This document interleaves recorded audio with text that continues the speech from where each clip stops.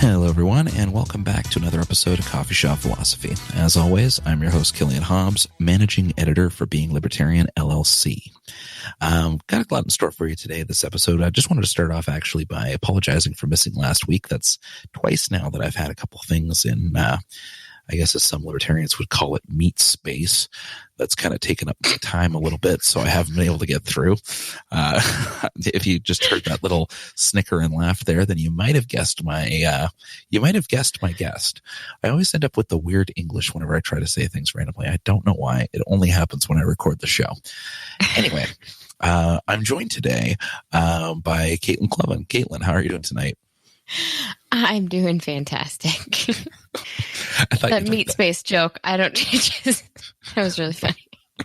I thought you'd appreciate Only real libertarians will get that one. Only real libertarians. Anyway, moving along at a rapid pace. Just a few things have been going on recently that I might touch on later, but for right now, just kind of keeping as is. So before we hop into today's episode, just want to put the reminder out there, of course, that you can read our articles on all of our websites, beinglibertarian.com, think-liberty.com, and rationalstandard.com. And also not to miss out on checking out Amazon to see the first book from Champion Books, Igniting Liberty, Voices for Freedom Around the World. All the other stuff, our shop, podcasts, et cetera, you're already aware of. Not going to bother you with that. You'll probably hear me plug my Facebook page at the end of the episode like I do all the time anyway. So with that said, we're going to jump into the episode now. The reason I actually had Caitlin join me here today is because of an exciting new project that Caitlin has taken on here. So, Caitlin, why don't you go ahead and tell everybody what it is that you've taken on here? And I'm assuming the audience might have figured this out based on the title, but by all means. Well, recently I've decided to homeschool my son and my daughter. He is in first grade and she's in preschool. So it's been, I guess the last month or so has been pretty busy trying to prepare for that. And, last week I started and it's been fun. That's one word for it. It's a huge adjustment for, all of us, but it's a lot, but it's good. That's good. So, what I wanted to discuss on the episode today was kind of go through how homeschooling can really differ from the generic public education that most people receive, some of the pros, some of the cons, some of the work that goes into it, and your experience as just starting this out and my experience as having previously been homeschooled, and just kind of give a better picture for people about what the whole experience is really about there. So, I'll save my end of it until a little bit later on when we get into kind of results and stuff like that. I guess first thing to really ask you here would be what kind of prep work really went into, actually, I guess before that, what went into the decision to go the homeschooling route? As a anarchist, I'd love to say that it was the politics behind it. And, I really want to not rely on the state, but that really has nothing to do with it. If you listen to the Think Liberty podcast, a lot of people know that I just moved to Ohio this summer. That was a last minute move that didn't really know about until about 3 weeks before. And we moved to an area that has horrific public schools. Like we're talking rated 1 out of 10 out of all of the, school ratings and stuff. They're really, really bad. And, we moved in the middle of the summer and of course, private school registration closed 6 months ago. There's no way I'm getting in a private school, even if I could afford it. The charter schools have wait lists a year or two long. There's no way I'm getting them in there. And the thing about Ohio is we have open enrollment. So you can go to districts surrounding your district without having to pay tuition or anything like that. But unfortunately, all of those schools are also garbage. So... I kind of felt backed into a corner with my kid's education, and I didn't want to sacrifice his education for, I guess, convenience Because, I mean, let's be honest, it is pretty convenient sending your kid to school and you kind of have the day to do your stuff. For me as a stay-at-home mom, I have a preschooler. It's nice. Like last year was nice when my kid was in kindergarten. I had the day for just me and my daughter and it was wonderful. But, we just kind of decided to go this route and it's been a major adjustment, but. So I guess this will lead into the question I was going to ask first, I suppose, but maybe a bit more details on the kind of like prep work that goes into actually getting ready for this, especially because you've got two kids in differing age groups. Because I was an only child when I was growing up here, so it wasn't like I had to worry about split attention or split levels or anything like that. So, what kind of prep work went into getting that ready? Oh my goodness. Well, when we made the decision, when we made the decision, it was about 2 weeks before, or I guess 3 weeks or so before the district here started. So I did not have much time for prep. So what I did first was, I went to a meetup of homeschool moms in the area, and they were gonna, kind of go over for new moms how to go through the notification process for, your mandatory attendance excusals, because homeschooling laws in Ohio are fairly lax. They're not the most lax in the country, but they're pretty lax. So all we have to do is notify our school district that we're intending to homeschool, and we have to provide a intended curriculum, I guess is the best way to put it. And then they, say, yes, you're excused, or no, we need more information, that kind of thing. So to do all of that, I had to basically prep his entire year's worth of work, or maybe not prep, but I guess find all of his curriculums, plan out everything I wanted to teach him, check that against state guidelines, all of your, I guess, checks and balances. Like your syllabus, example syllabuses for first grade or whatever. Like I really wanted to make sure that this was done correctly, and I wasn't, half-assing it, because it's my kid.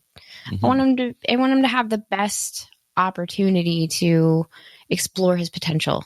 And anyway, so I ended up finding like some really, really good curriculums out there for the different subjects. Like he's taking Khan Academy for math, and then you'll find something for science, like he's taking a discovery education course in science that's actually sold to schools, but I managed to get like a homeschool version of it, and it's amazing. And side note, it's really hard to find science curriculums for homeschool kids that aren't creation based. I didn't realize it was going to be so hard, but that was difficult. Yeah. Yeah, that was something that I remember when I was going through everything, because we kind of made me and my folks there, we had a defining line between those types a little bit. Not necessarily just the religious types that were teaching the creationist story, but the people that were kind of just, I guess you could say, the difference between half-assing it and doing it right. We always went with home educated versus the homeschoolers, because a lot of the homeschoolers, at least in this, like in my area at the time, were not. Yeah, I've noticed a lot of that too. They were. I'm in a few Facebook groups like that, and it's like, oh man, you're actually teaching your kids. Like, oh boy. Yeah, like that shouldn't be the shock. That should be the status quo. Like it should be impressive when someone's, a professional teacher and they've given up being a professional teacher to do this for their own child. Maybe that's like something that should be a shock, but it's like, no, just actually teaching them things and them actually learning it is apparently a shock in a lot of these homeschooling circles. And I find that, like, in retrospect, when I look back at like some of the kids that I dealt with then, and also just some of the just adults, having met them later in life, it's just kind of like, you did this for a reason to stay home. Yeah. Like my mom, me and her, we come to blows on different things. We have very similar personality types, which means that we have a lot of contention, I guess would be the easiest way to describe it, just because I'm starting to feel that with my 6-year-old. We are a lot alike, unfortunately. Yeah. There's some things like that just cause it to rub the wrong way there. But, it's hard, making that line or that distinction between mom and teacher too. Like, that's something that I'm still really getting used to and trying to find the best way to navigate that whole new dynamic between me and my kids. It's weird. Yeah. Like, that's one thing that, I definitely 100% have to give my mom 100% credit for it. She took it on as I'll get into the details of why I had to later in the episode, but she took it on herself to kind of make it a focal point of how, making sure it was done correctly, make sure I was actually learning it, actually had the tests, actually had the whole 9 yards. She went and got all the information. And basically every time she ran into these people that were trying to basically say, oh yeah, homeschooling is basically just like babysitting, except you occasionally ask the math questions. She would basically, well, not even basically, I know she did at several instances, just walk up to them and say, you're a fucking moron and you're ruining your child. Stay away from us. Yeah. I have encountered. She'd get right in their face about just the general incompetence that some of these people had with their kids, which I think is why homeschooling gets such a negative rap as it has nowadays, is because of how many people are out there that they don't actually try to do it that way. The way that I always saw homeschooling, having gone through it myself, is that, the focus is you put that focus on the kid so that the kid can be more successful than they might have been based on, what the public school offering should have been at that point. And you'd think that people who are really invested in the idea of going through the homeschooling route, you think that would be why they want to do that for their kid. That's like you said with your example there. The whole reason you're doing it is because the schools in your area are a 1 out of 10, and you're just not going to do that to your child. You know what I mean? Yeah, that should be the driving point. I guess that's the difference between public and homeschooling is the whole focus becomes your child, and I don't quite understand those other, homeschooling parents that don't put the focus on the kid. They put the focus on, we just, stay at home and we go to the park sometimes. It's I don't get that. You have such an amazing opportunity given to you here where you can mold your child into this amazing, well-educated person because of the individual attention you can give them. I couldn't imagine putting anything less than 110% into educating your kid. Yeah, and I mean, the other thing with it too is that you don't have to be a master educator to do it. I mean, you think of, you just have to be good at finding resources. That, and it's still the fact that the child's getting dedicated attention. When in comparison, I mean, think of all of the different libertarian arguments that we see against public education, ignoring the, herder indoctrination of child side of the argument. Yeah, that's a bit much. that's the flip. That's the flip side of the creationist homeschooler types. Same coin, but flip side. But no, if we're talking about the actual problems with the public school system, to start, the fact that there is such a thing as a school that's ranked 1 out of 10, that's step one. That's a shining star example of what's wrong with the system there. Yeah, it's actually really funny about our particular school system is I got our notification letter back from the superintendent, which I had to send, my notification to them. And I got the letter back saying, yes, we received it. And then everything contained in the letter was wrong according to Ohio law. And I have to completely redo the whole process now because their superintendent couldn't figure out a basic template letter saying, yes, I received your notification and you are excused. Like, that's all he's got to say. And couldn't even get that out. Then I find out that their superintendent was just their football coach that got a promotion. It's like, oh boy. Yeah. The school rating is not such a shock now. You see, I think you inadvertently hit the nail on the head with that just there. The school being so poor isn't a shock. Yeah. That's the thing that should be a shock. I know. The fact that a school can be that bad should be a shock.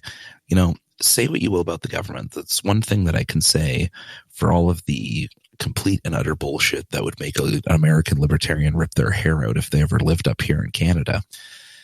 That's one thing I can say in favor of the public education system up here is that it's pretty damn standardized. Like, yes, there's negativities to the standardization process, but most of our standardization up here has to do with it as an operation. So it's operations standardization. So every school is supposed to deliver the same exact curriculum, and it delivers the same basic system for how things are supposed to be run, how things are supposed to be managed, and also the thresholds for quality. Those stay pretty consistent across the board too. Then, of course, the teachers, they have some wiggle room when it comes to how they actually teach the kids. And when it comes to something as important as the molding of a child, that's where I that's where I end up with a lot of my problems with the public education system, is the fact that, it's really, luck of the straws if you get a teacher that's actually invested and good at what they do. Yeah, you get some that might be you get some that might be really interested in the materials. You get some that maybe are interested in the idea of being a teacher in and of itself, but it doesn't mean you get someone who's going to be a good educator. And just based on the problem, though, is like it's rare that you get a really good teacher, and then it's even more rare that really good teacher is going to teach in the exact same way that your child learns, because every kid learns differently. That was what I was about to say. You've got like a 1 in 10 chance of your kid actually getting a decent education. Like, I don't know now, like it's kind of changed my whole perspective now that I've gotten further and further into this process, seeing my kid pick up things that he wasn't getting his entire year last year, getting them within a week. Like, holy crap, like this is working out really well. And, it does come with struggles. You have to struggle between, being a mom and being a teacher, like I mentioned before. There's that kind of struggle. There's the struggle of adjusting to becoming a teacher. Basically, and for me, for 2 kids at different levels, that's really difficult trying to maintain that balance. But it's definitely, in my opinion, and I'm not going to shame parents who send their kids to public school or whatever, like, you do you, whatever you feel is best for your child, that's fine. For me personally, I think this is the best thing for my son. So. Mm-hmm. And, that's one of the things that I was going to say too, talking about like the mother-teacher split as well. If it's one thing that experience gave me as a great skill later in life, it's the ability to kind of separate and compartmentalize things like that. Yeah. Right. The ability to say like I use this, I pretty much teach it the same way that I teach it to staff members. Cause for those of you that listen to previous episodes, my job in Meat Space, as we mentioned earlier, is as a sales manager. So when I'm training new staff or I'm interacting with them, I make them understand that, yes, we can have conversations like just 2 people who are coworkers, et cetera, but you need to know when I'm in management mode, and when I'm in management mode, you're in employee mode. That's where we are at that point. Now, in between that, if we're just, standing around for 5 minutes having a conversation, then we can shoot the shit like anybody else can. Like, don't treat me different when we're just shooting the shit, because at that point we're just two human beings. But when I say, all right, work time, then that's when the switch gets flipped, and I expect them to go in employee mode and me to go into manager mode, and for them to understand that the way that we relate as people will be separate from the way that we relate as employee and employer. So like, kind of being able to, like, that's been in all the different management jobs that I've had in my years, that has been probably one of the most important skills that I've had as far as actually managing and maintaining teams, is being able to balance out the human element with the we got to get shit done element. And I totally agree. I don't think I'd be that good at it if it weren't for, like, I don't think I'd be that good at it if it weren't for, having gone through the homeschooling experience I went through. Yeah. I don't know. Maybe I'm just like a natural for compartmentalization, but I've always been good at that. And it's all, like you said, it's like one of the most important skills. Like, I was a retail manager at 18 years old, and I was in charge of people who were like 30 and 40. Like, that's a really good skill to have, especially as a young manager. And it's kind of cool taking these skills into a completely different arena when it involves your child, because they don't quite get that concept. And they don't understand the difference between mommy and teacher. And my 3-year-old, she's constantly asking me, are you mommy or are you teacher? Like, I'm both, I guess. Like, what do you need? Schrodinger's authority figure. Yeah. No, that was one thing I was going to say too, is, you look back through the bulk of human history, right? And most of the things that we've learned just as a species, we learned from our parents. Like, the idea of formalized education in this sense is a very new concept, especially for children. Now, you can go back like ancient Greece and the like and start talking about the universities and the like, but those were primarily for adults. We had some people who might have, single mentors come in and start teaching certain things at different points throughout history, and that became kind of normal. But the actual idea of a standardized education, especially a mass scale one like we see with the organizations of public schools now, is a relatively new concept. So like you mentioned, the compartmentalization skill, and I'm sure a bunch of the other skills, I'm sure your kids are going to be very, very, very proficient with Microsoft Office when you're done with them. But the rebellious phase is they're just going to take like scriggled notes everywhere and never touch a spreadsheet. That's going to be the rebellious teen years. Oh God, I'll kick him out of the house. Really though. But no, I was going to say there,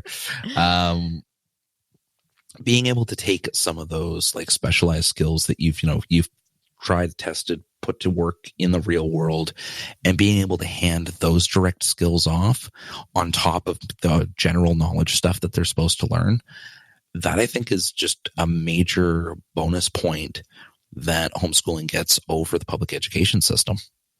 Yeah, no, for sure. And I think, being resourceful is probably the most important skill that I can hand off to my kids in this experience, is, just being able to find the resources you need and have the drive to find the information. I think that's more important than me being the, most highly educated educator for them. You know what I mean? Like, if I can teach them how to find the information, I feel that that's more important than me not being able to like teach like trigonometry or something. Mm-hmm. And that's one thing that I think I've done really well with, at least planning their curriculum this year. I'm only a week and a half in now, so I can't say that it's working out well in practice, but I do feel that I've brought them something unique and something that's going to really, really benefit them. I got my son in all of the core curriculums, obviously, but I have a lot of enrichment curriculum for him. Like, I've got him in a entrepreneurship course that he'd never ever learn in public school.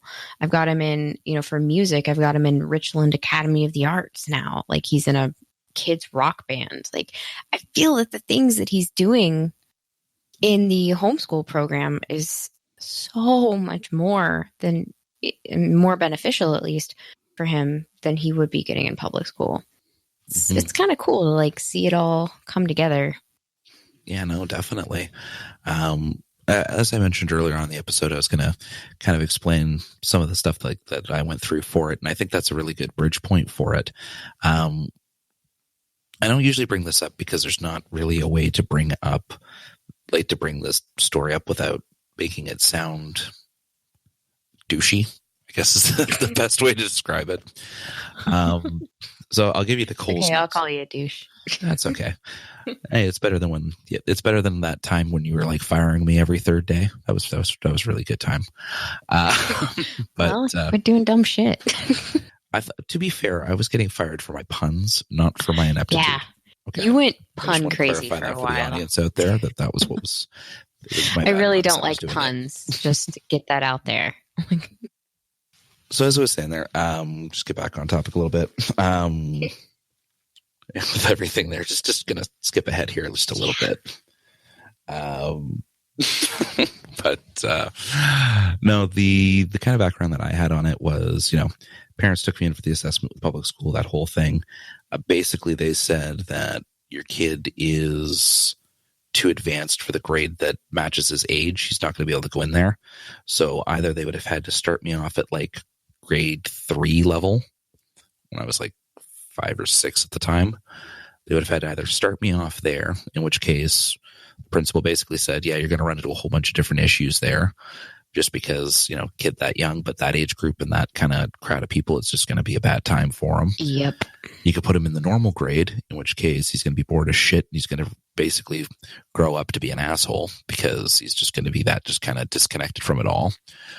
Or you could try taking him home because we already know that you're not really going to be able to do the private option just because the circumstances at the time. So my parents said, they ended up deciding to say, you know what, we will do the homeschool option. We'll take the time, we'll invest in it, we'll go through it, all that sort of stuff. And, again, this is the part where I start to sound douchey with certain things because it's kind of look at me.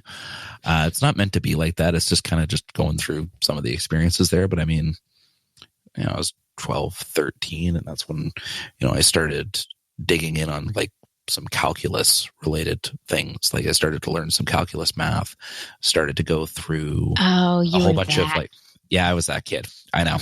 That's why I try to avoid talking about it because as much as I enjoyed those things and I can still, I'm still relatively proficient at them. There's no way to really bring it up without sounding like a complete and utter, just like huffing my own farts kind of guy.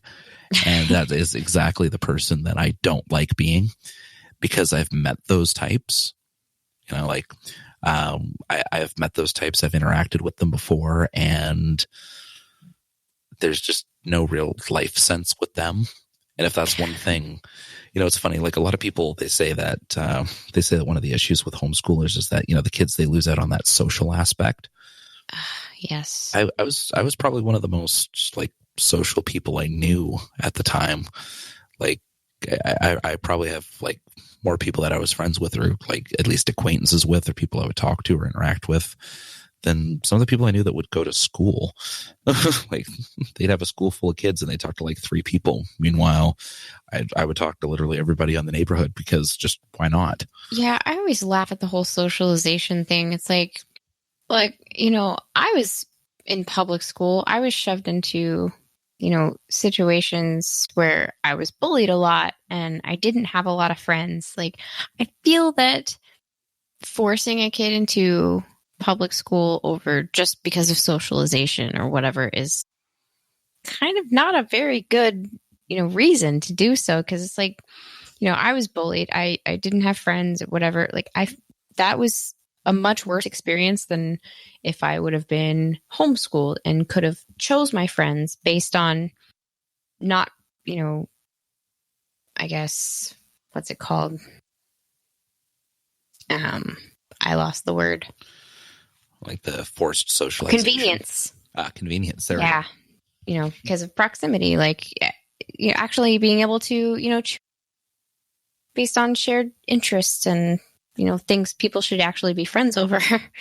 My kids have their extracurricular classes and stuff like that. And we have a lot of, I guess, social events like homeschool day at the park, things like that. They can choose their friends and they can have much more, I guess, enriched social lives that are more beneficial to them than instead of just, going to school and having a pretty good chance of being bullied and all of the negative side effects of negative socialization, I guess. Mm-hmm. Yeah, you get rid of, you let people actually develop the way that they're supposed to, like the way that they should be free to develop without kind of shoving them into the tin can there.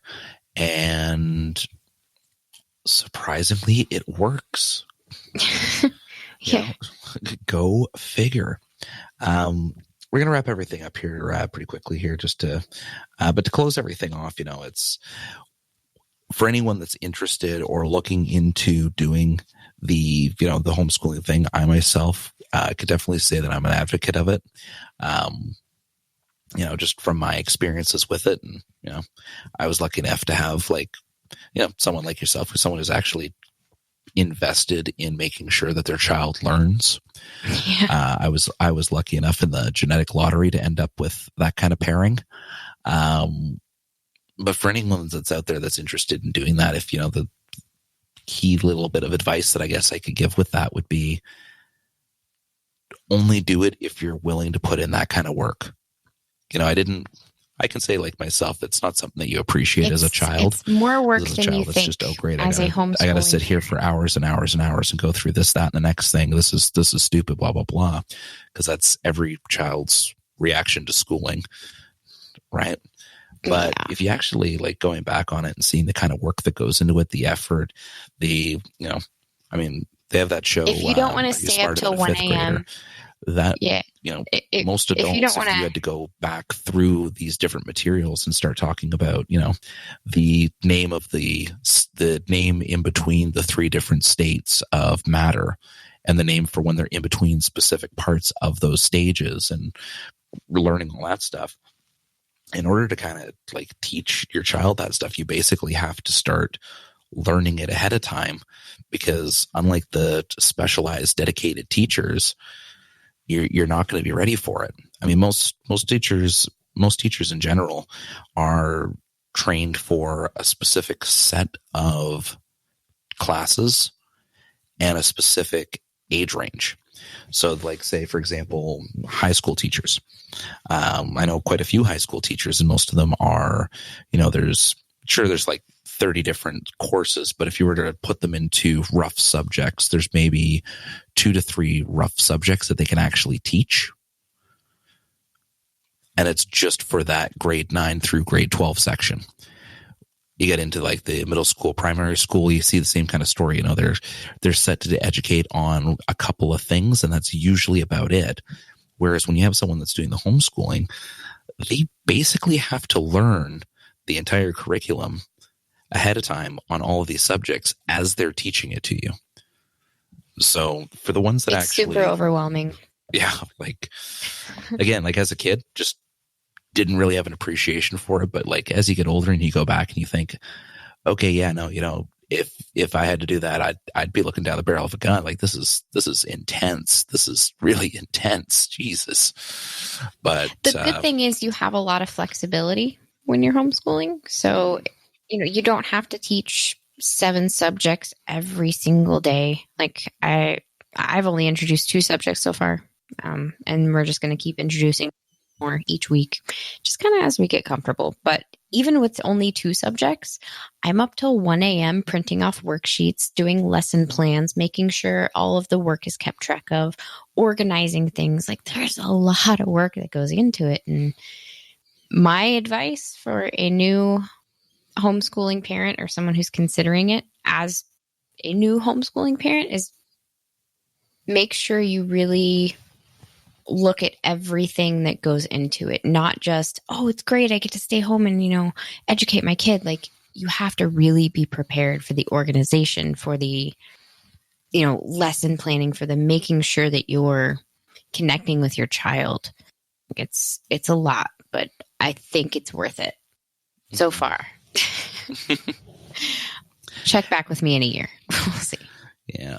Having gone through it and being on the other end of it, like, I guess, like being a byproduct of it, I could definitely say that it's something that when I look at the kind of education that people that went to public school got, and I look at the kind of, I guess you could say, like, the disparity between the knowledge bases we have, or even just some of the cognitive skills that are just like the vast jump in difference between them, I can definitely say like 100% that it's worth it for those that are willing to invest that kind of time into it.